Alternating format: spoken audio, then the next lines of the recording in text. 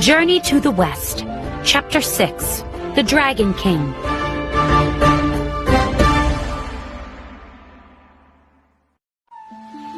What's wrong with our swords and spears? Asked the gibbon.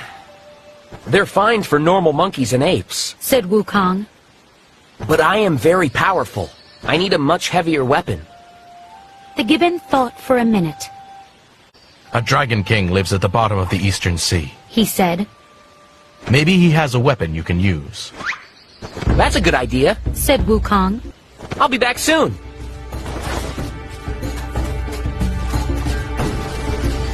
He said a quick spell so he could breathe underwater.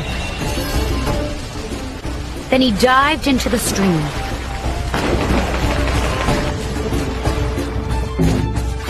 He swam to the ocean and went deeper and deeper. Soon he arrived at a large palace.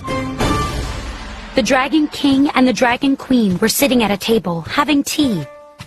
The Dragon King looked over when Wukong walked in. Who are you? Asked the Dragon King. I'm king of the Fruit and Flower Mountain, Said Wukong. My name is Sun Wukong. It's nice to meet you, Said the Queen. Would you like some tea? No, thank you. Said Wukong. I need a heavy weapon because I'm as strong as a god. I want one of yours. Well, Said the Dragon King. I suppose I could find a weapon for you.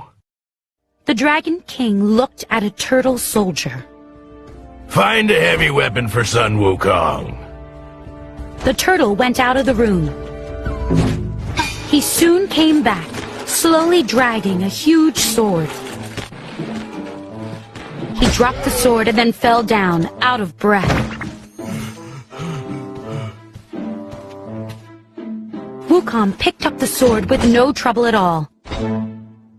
Swish, swoosh! He waved the sword through the air, pretending to fight. This sword is too light. Said Wukong. Find me a better weapon. This monkey is rude, The Dragon Queen whispered to her husband.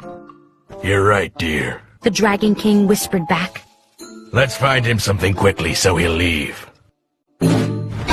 A few minutes later, several turtles and octopuses dragged an enormous spear into the room. There. Said the Dragon King. That looks like a very heavy weapon. Right, Wukong? Wukong lifted the spear and began stabbing at the air. He shook his head. This spear is too light. The Dragon King snorted. That spear is very heavy. How can you say it's too light? To me, it's light. Said Wukong. Find me something else. We don't have anything else. Said the Dragon King. That's the heaviest weapon we have. Wukong stomped his foot. I'm not leaving until I get what I want. This is an outrage. Said the Dragon King. The Queen whispered to him again. What about the magical iron bar in the treasury? I'm sure that's heavy enough. We can't give that to him. Said the Dragon King. It's a treasure from heaven. Who cares? Said the Queen. I just want this monkey out of my palace. The Dragon King sighed. Wukong, we might have something heavy enough for you. Bring it here. Said Wukong. We can't. Said the Dragon King. It's too heavy for anyone to lift. But if you can lift it, we'll let you have it. Show me where it is. Said Wukong. The group went to the treasury.